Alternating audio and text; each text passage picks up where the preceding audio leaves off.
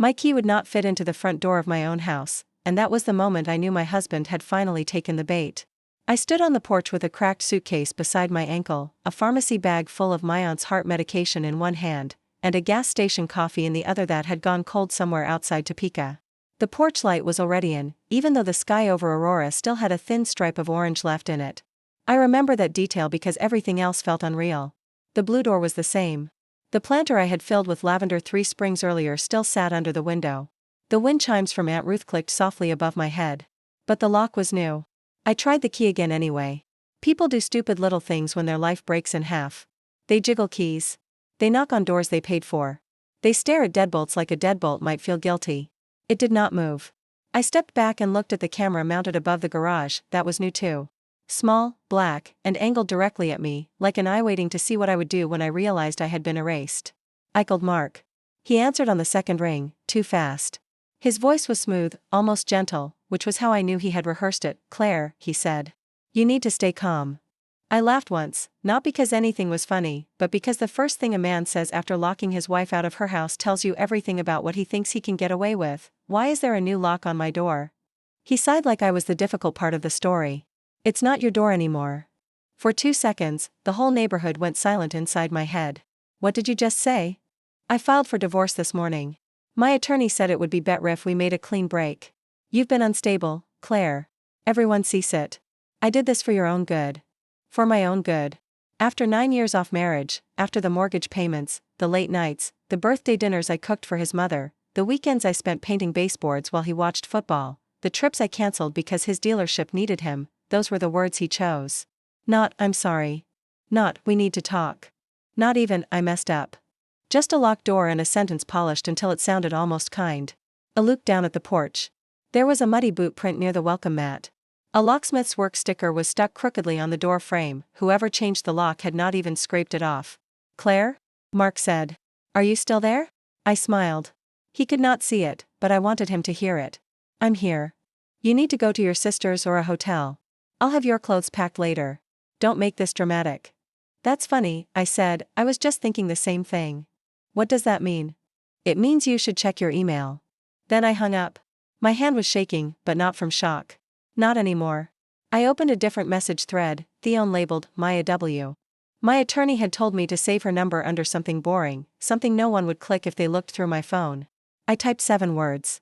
He locked me out. File everything now. The reply came back in less than 1 minute. Finally. That word should have scared me. Instead, it made me breathe. Because what Mark did on that porch was not the beginning. It was the part where he became foolish enough to do in public what he had already been doing in private for months. The beginning was a credit card statement folded behind the owner's manual in Mark's truck. It was late November, 7 months before I stood outside that locked door. I had borrowed his pickup because mine was in the shop after a minor accident on I-225. I was looking for the insurance card when the envelope slipped out from behind the glove compartment liner. It was not in both our names. It was not from any bank I recognized. The balance was $38,417. At first, I thought it had to be some business account from the dealership. Mark worked as a finance manager at a car lot on Colfax, always using official-sounding numbers to shut down questions. But the charges were not parts or dealer fees. They were hotel rooms, steakhouses, a jewelry store in Cherry Creek, cash advances. I sat in his truck with the heater blowing hot air against my face and felt a kind of embarrassment so deep it made my skin ache. Not because he had lied. Because I had been living with the lies long enough to recognize their furniture. When I confronted him that night, he barely looked up from the kitchen island. "You went through my truck? That's your answer?" "It's a business card. It has a diamond store on it." He picked up his beer and took a slow drink. "You don't understand how client relationships work." "I understand $38,417. His mouth tightened. "There it is." "There what is?" "That tone. That accounting voice. You'd owe it at work, and now you're doing it to me." My job was reading contracts for Front Range Property Group. I reviewed leases, purchase agreements, valuation reports, and risk files. I found the sentences people tried to hide in plain sight. I noticed missing initials, strange timing, numbers that did not match. Mark used to brag about it at parties. "My wife can smell a bad deal from 20 feet away," he would say. Then, when my questions turned toward him, that same skill became a sickness. "You're paranoid," he told me. "And honestly, it's getting exhausting." A week later, he changed the password to our joint account. He said it was because I'd obsessed over balances. Then he stopped forwarding me emails from the mortgage company. Then his mother, Diane, stopped calling me sweetheart and started asking if I was getting enough sleep. By January, people were looking at me differently. At church, 2 women who used to sit beside me moved 1 pew back. Beverly, a neighbor who once borrowed flour from me in slippers, suddenly closed her garage whenever I walked by. I wondered how many private trials he had held without me in the room. The worst part was that his story had enough truth inside it to cut me. I was watching him. I was checking accounts. I was taking screenshots. I was writing down dates in a notebook under my sweaters. I was tired. I was scared. I was helping pay for Aunt Ruth's assisted living in Wichita after her second fall, and I was doing math every night at 1 a.m. to see whether I could cover her care if Mark had emptied more money than I knew. So when people said I looked unstable, maybe I did. That was when Ryan Caldwell became my safe place. Ryan worked 3 desks away from me in acquisitions. He had that clean Midwestern politeness that made people trust him. He remembered my coffee order, noticed when I looked exhausted, and covered a zoning summary when I had to take Ruth to a cardiology appointment. "You don't have to explain yourself," he said one evening in the empty break room, sliding a protein bar toward me. "You're surviving a marriage that's making you doubt your own memory." I nearly cried because that was exactly how it felt. Not like a fight, like someone was reaching inside my head at night and rearranging the furniture. Ryan told me to document everything. Dates, amounts, messages, screenshots, he said. In a divorce, details can save your life. I trusted him because the advice was good. That is the thing about betrayal. It rarely comes wrapped in stupidity. Sometimes it comes with accurate suggestions, warm coffee, and a calm voice saying the right thing at the exact moment you are most desperate to hear it. By February, Mark had moved from cold to cruel. At his mother's birthday dinner, when I asked if he had paid the electric bill, he laughed and said, "See? This is what I live with. A human spreadsheet." Everyone laughed except me.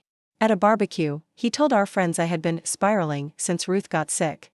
"She thinks every receipt is evidence now," he said, tossing an arm around my shoulder like a husband trying to soothe a difficult wife.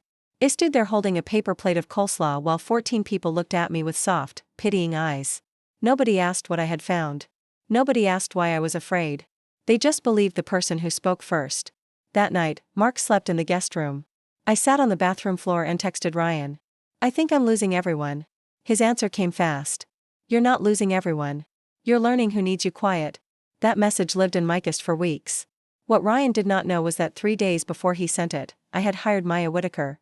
Maya's office was on the 12th floor of an old building downtown. Maya was not warm. That was why I liked her. Warm people had handed me tissues and told me to breathe. Maya looked at my paperwork and asked for bank statements. After 40 minutes, she said, "Do not confront him again. That's impossible." "No. It's necessary. He's lying about me to everyone." "Then let him." People who build false stories usually get greedy when the story starts working. I remember staring at her. "You want me to let him keep doing this? I want you to stop interrupting his mistakes." Then she leaned forward. "And you do not tell anyone you hired me. Not your husband. Not your mother. Not a friend from work. Not the nice coworker who keeps giving you coffee. No one." That last sentence saved me. Because 5 months later, 3 days before my scheduled trip to Wichita to handle paperwork for Aunt Ruth's care facility, I found out Ryan was not my witness. He was the architect. I had gone into Mark's office at home to print the updated insurance forms for Ruth. Mark never used the desktop anymore, and I thought it was asleep. It was not. His email was open. I was going to log him out. I swear I was. Some part of me was tired of finding things. Some part wanted to leave for Wichita and pretend I was only dealing with one crisis at a time. Then I saw the subject line. Aurora Property Timeline. The sender was Ryan Caldwell. My body went cold before my mind understood why. I clicked. The message was short. "She leaves for Wichita on the 20th. You need 3 days. Change the locks Tuesday, file first thing Wednesday, and make sure she cannot access the house before Vanessa submits the offer.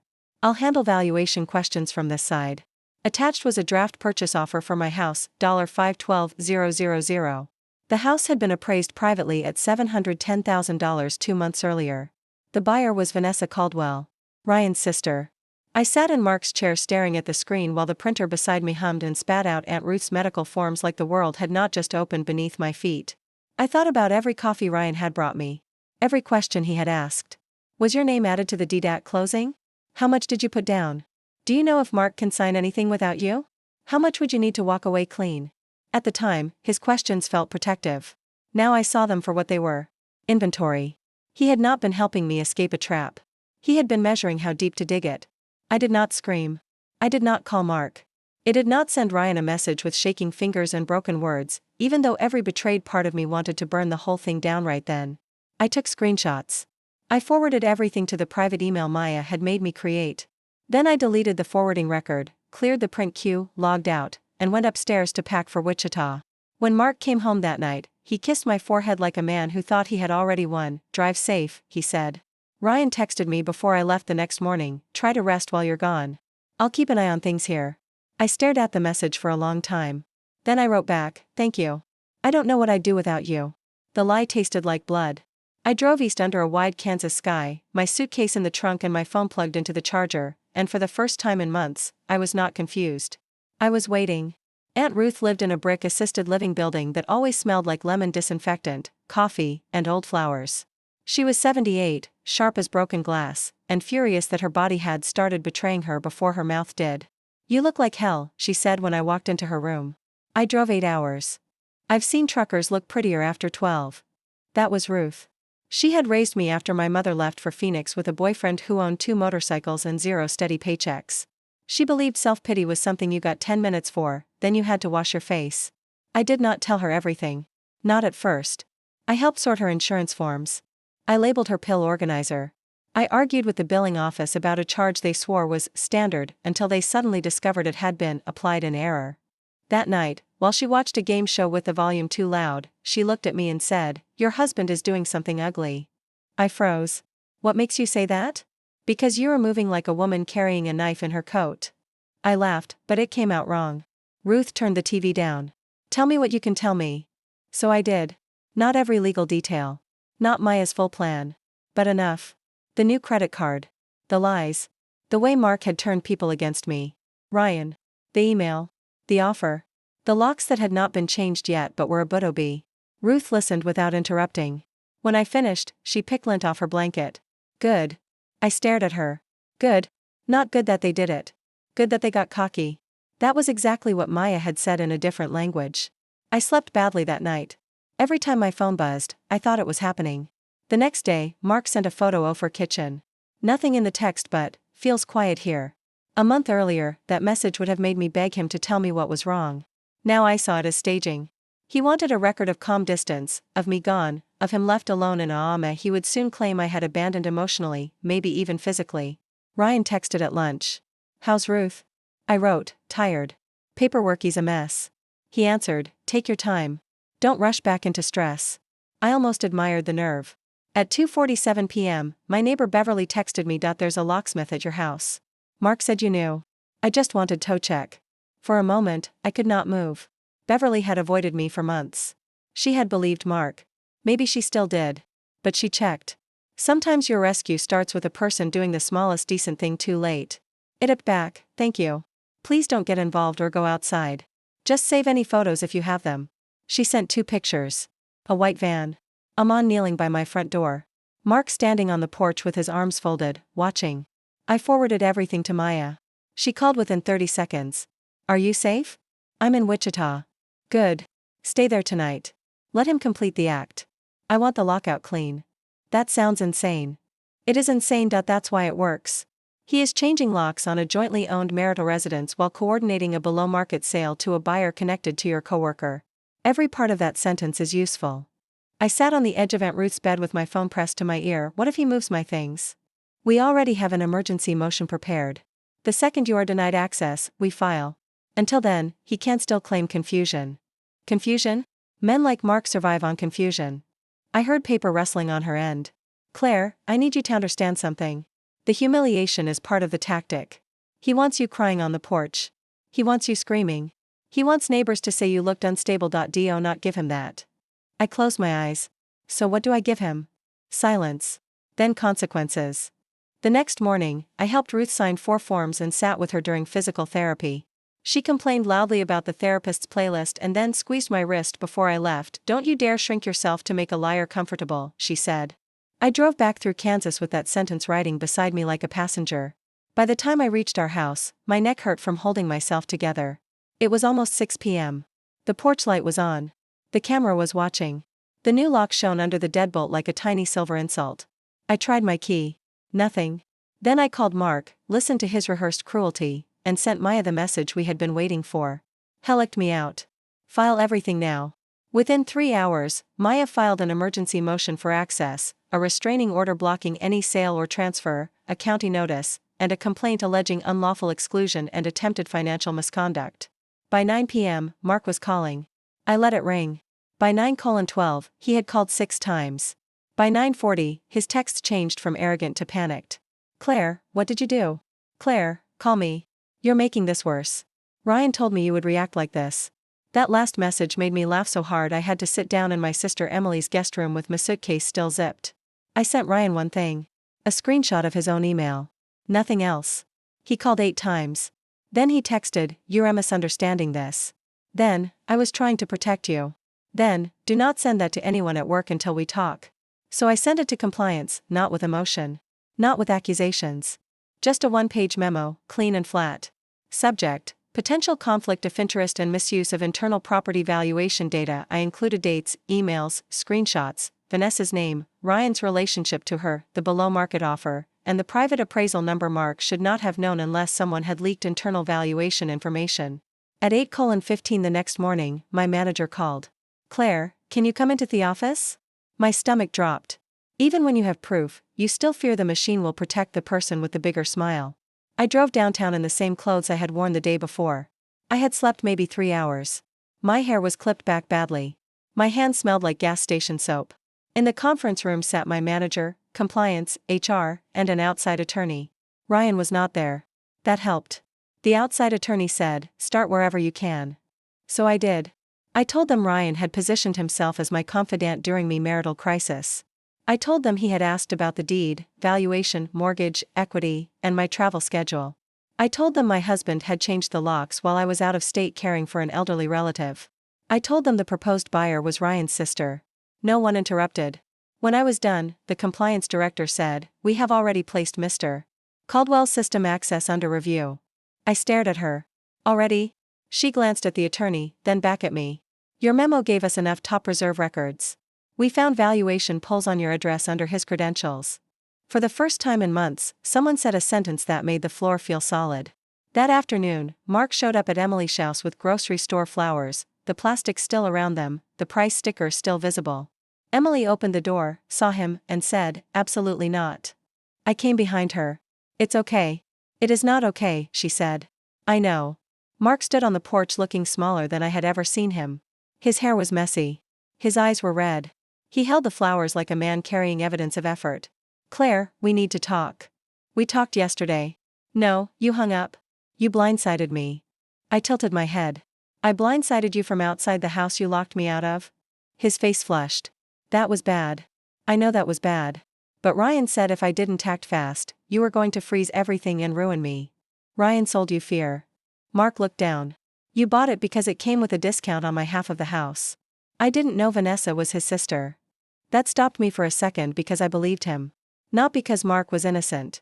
Because he was vain enough to think he was the smartest man in any room, and men like that are easy prey for colder men.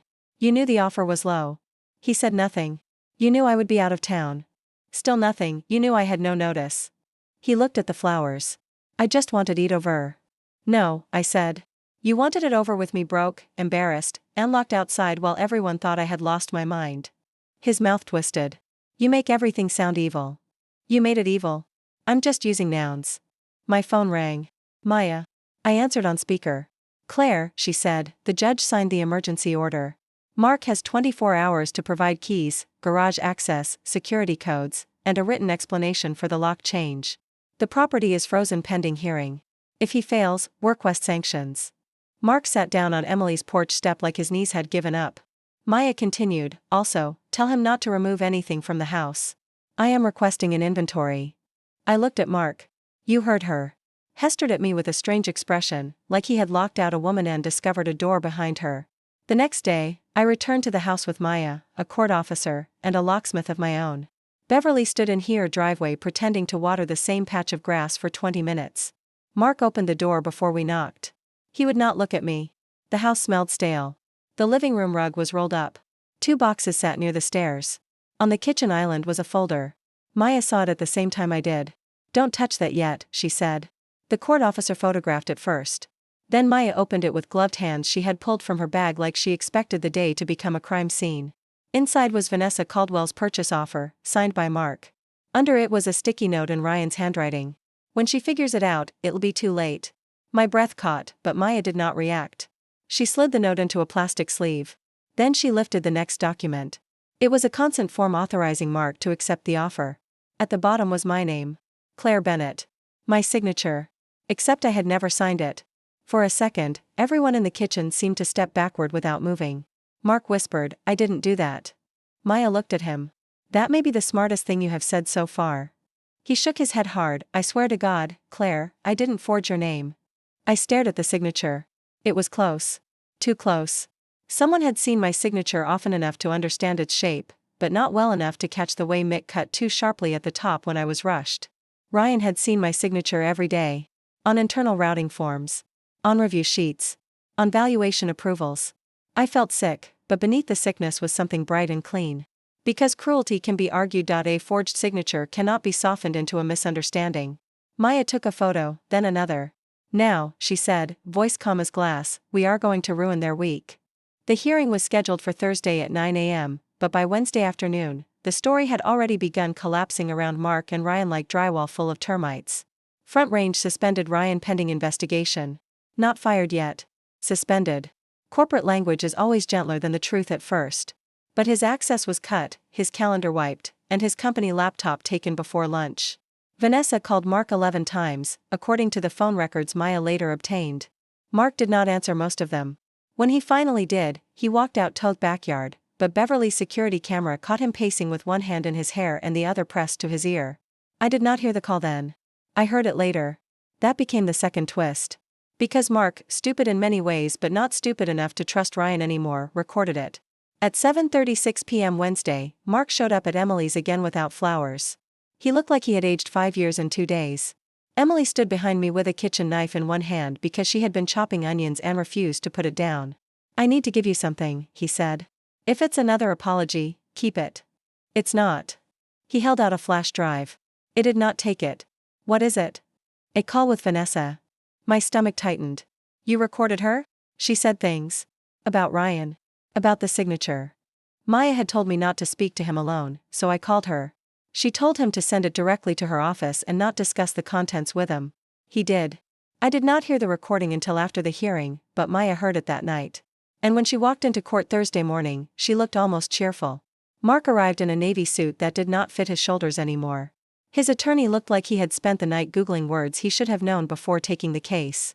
Ryan was not a party to the divorce, so he was not required to attend, but he came anyway, sitting 3 rows back in a gray jacket and no tie. That was arrogance.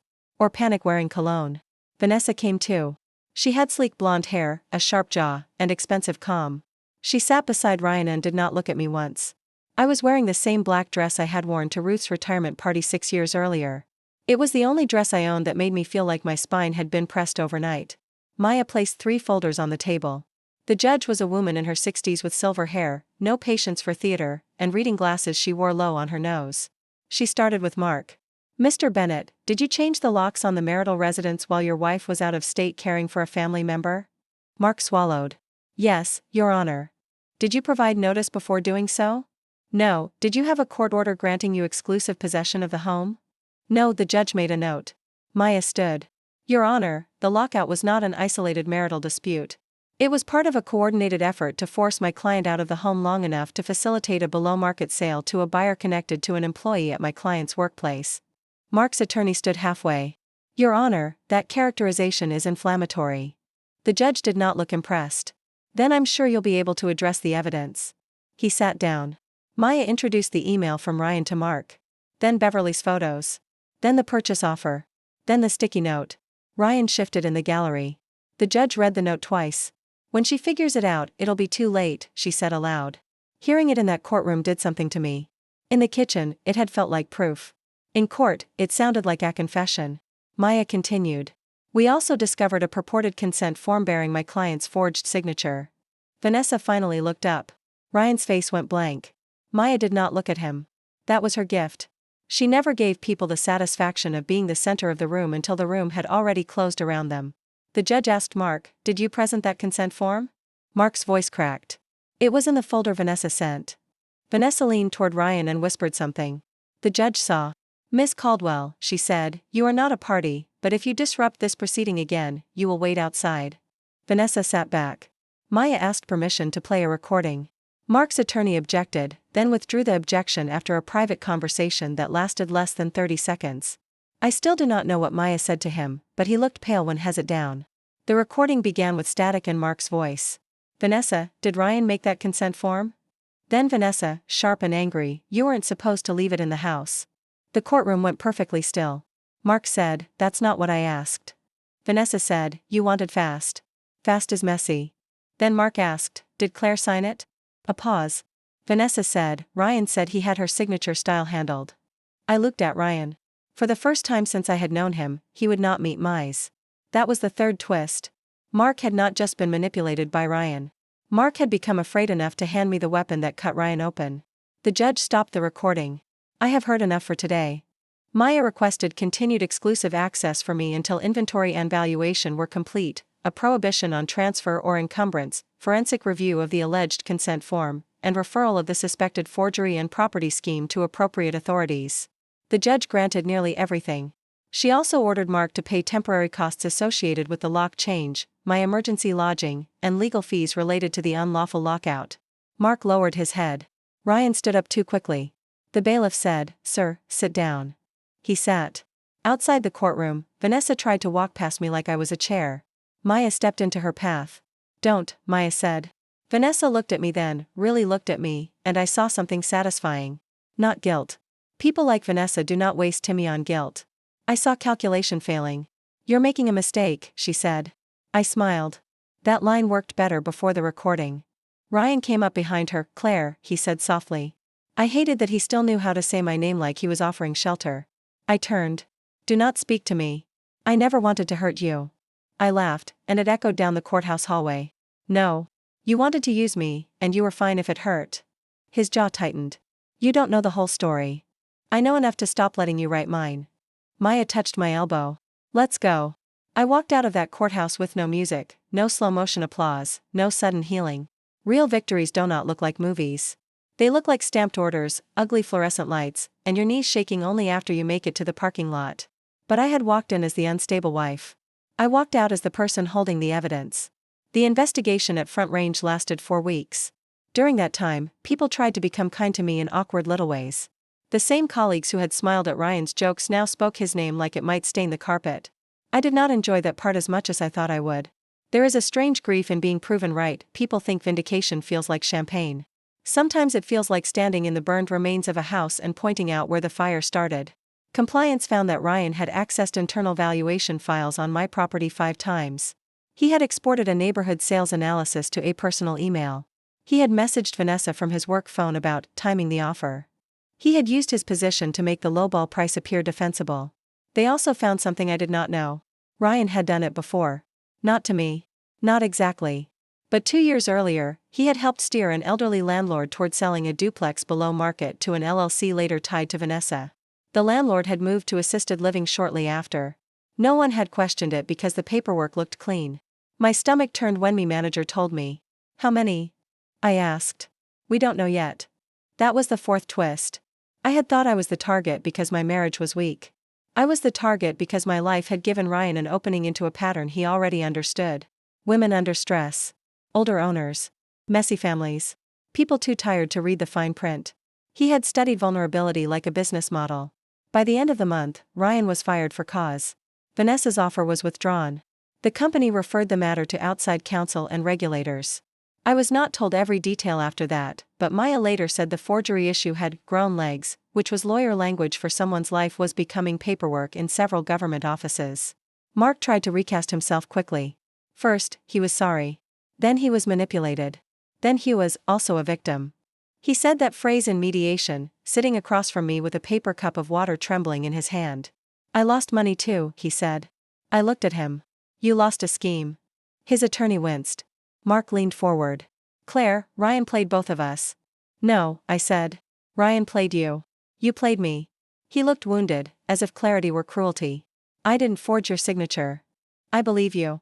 For a second, hope flashed across his face. Then I said, but you were ready to benefit from everything around it. His hope died. That was the truth Mark never wanted to touch. Maybe he did not know Vanessa was Ryan's sister at first. Maybe he did not know about the forged consent form. Maybe he really did tell himself changing the locks was a clean break. But he knew the house was worth more. He knew I was out of state caring for Ruth. He knew he had poisoned people against me so my distress would look like proof of his story. He wanted the cruelty to count only if he had planned every detail. I wanted the court to count what he chose when the details served him. The divorce took 8 months. It was not beautiful. Nothing about disentangling a life is beautiful. We fought over retirement accounts, the truck, the credit card debt, and even the built-in shelves Mark claimed were his improvement. Maya was merciless in the quietest way. When Mark hit a bonus from the dealership, she found it. When he claimed the jewelry store charges were business gifts, she requested names. When he tried to argue I had abandoned the home, she produced the lockout order. When he said I had been emotionally volatile, she submitted messages where he called me paranoid while asking Ryan about timing the sale. There was no single explosion. Just a slow tightening. Every lie met a document. Every performance met a date, every excuse met a signature. In the end, the house was sold for $724,000 after an independent appraisal and court-supervised listing. Not to Vanessa. Not to anyone connected to Ryan. A young couple with one baby and another on the way bought it. The wife cried during the final walkthrough because she had always wanted a kitchen window over the sink. I did not tell her I had once stood at that sink and wondered whether I was losing my mind. I signed the closing documents with my real signature, pressing hard enough for the pen to dent the page. My share, after debts and adjustments, was enough to buy a small condo near Washington Park. Not big. Not fancy. No lavender by the porch. No yard. But the morning light came through the bedroom window in a clean gold square, and the front door had a lock only I controlled. The first night, I ate takeout noodles sitting on the floor because my furniture had not arrived. I used a moving box as a table and drank grocery store champagne from a coffee mug Ruth had given me. It was the best meal of my life. Ruth Comito see the condo 2 months later. Emily drove her because Ruth refused toffee inside a metal cough drop, as she put it. She walked through the little living room with her cane, inspected the walls, and nodded. The light is good, she said. That was Ruth's blessing. She stayed for 3 days. On the second morning, I found her sitting by the window, looking at the city like she was memorizing it for me. You were scared, she said. I poured coffee. That's not news. No. I mean before. In the marriage, you were scared of being wrong. I sat across from her. I was.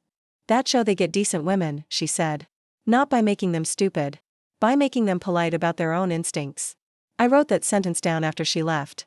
I still have it. Beverly apologized too, beside a display of peaches at the grocery store. She admitted Mark had told everyone I was unstable and said she should have asked me instead of believing him. Yes, I said. You should have.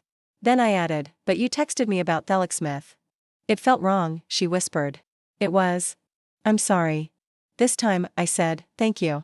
Forgiveness is not a door you owe everyone. Sometimes it is a window you open because the room has been stale too long. Ryan emailed me 6 months after he was fired. I do not know how he got my new address. The subject line was, hope you're well. I almost deleted it unread, but curiosity is a stubborn little animal. Claire, I've had a lot of time to think about how things unfolded. I regret that my intentions were misinterpreted and that you felt betrayed. I hope someday you understand that I was trying to help everyone reach a practical outcome during an emotional situation. Ryan, I read it twice, then I laughed. Not loudly. Not dramatically. Just enough to release the last thread of him from my nervous system. There are apologies that kneel. There are apologies that clean the wound. And then there are apologies that try to crawl back through the same window they broke. I forwarded it to Maya. Then I blocked him. Mark remarried less than 1 year after the divorce. He heard it from Emily, who heard it from someone at church, because that is how American suburbs move information, not fast, exactly, but with terrifying accuracy. His new wife was a dental hygienist named Lauren. I knew nothing about her except that she had 2 kids and pretty hair. For a while, I wondered if I should warn her. I wrote 3 versions of a message and deleted all of them. Then, one afternoon, Lauren called me. I do not know how she got my number. Her voice was careful. Is this Claire Bennett? Yes. My name is Lauren. I'm Mark's wife. I closed my laptop. What can I do for you? There was a long pause. He says you tried to destroy him. I looked out my office window at the mountains, pale blue behind the glass. I'm sure he does. He says you made up things because you wanted the house. What do you think? Another pause. I found a credit card statement in his truck. I closed my eyes. There it was. Not revenge. Not satisfaction. A circle trying to become a noose around another woman's neck. I could have said good luck. I could have said not my problem. Instead, I said, do you have something to write with? I gave her 5 sentences. Document everything. Do not confront him until you have copies. Get your own attorney. Do not tell his family what you found. Trust your discomfort. She cried quietly. Was I stupid? She asked. That question broke something soft in me. No, I said. You were targeted by someone practiced. I do not know what Lauren did after that. I never asked. But 3 months later, Mark sent me a furious email accusing me of interfering in his marriage. I printed, wrote, "Not my circus," across the top in red pen, and put it in the same folder as Ryan's apology. Aunt Ruth died the following spring. She went in her sleep after watching a baseball game and complaining that the announcer talked like a man trying to impress Soup. Emily and I cleaned out her room together. In the drawer beside her bed, I found every card I had ever sent her, tied with a shoelace. Under them was an envelope with my name on it. Inside was a note. Claire, if you are reading this, I am somewhere with better knees and worse coffee. Do not let grief make you easy to handle. You come from women who survived by noticing things. Keep noticing. Buy good locks. Eat real meals. Let people love you, but make them show their work. Ruth. I sat on her narrow bed and cried until Emily found me. That grief was different from the grief of divorce. Divorce grief had made me feel foolish, like I was mourning a house that had been on fire while I praised the wallpaper. Ruth's death made me feel rooted and unrooted at once, like the person who taught me how to stand had finally let go of my shoulders. I used part of the money from the house to create the Ruth Bennett Housing Safety Fund through a local legal aid nonprofit, helping people facing lockouts, financial control, or emergency divorce filings. Maya helped me set it up. That's good, she said. From Maya, that was basically a parade. I still work at Front Range. The company found it during the investigation. My manager apologized. I accepted the apology and the promotion. $118,000 a year, a corner office, better insurance, and a team of 5 analysts who now know that if I say a clause smells wrong, we keep reading. Some days, I review purchase agreements and see the same old tricks in cleaner clothes. Undisclosed relationships. Pressure around timing. Sudden discounts dressed as convenience. Elderly sellers encouraged not to complicate things. Spouses removed from emails because someone calls them difficult. I catch what I can. Not because I am bitter, because I know what a locked door feels like when everyone has been told you are crazy for trying to open it. I am careful now. People ask if that means I am distrustful. It does not. I still have dinner with friends. I still go on dates sometimes, though I no longer mistake charm for character. I still accept coffee, but I do not confuse attention with loyalty. I still listen to advice, but I ask myself who profits if I follow it. That question has saved me more than once. On the anniversary of the lockout, I drove past the old house.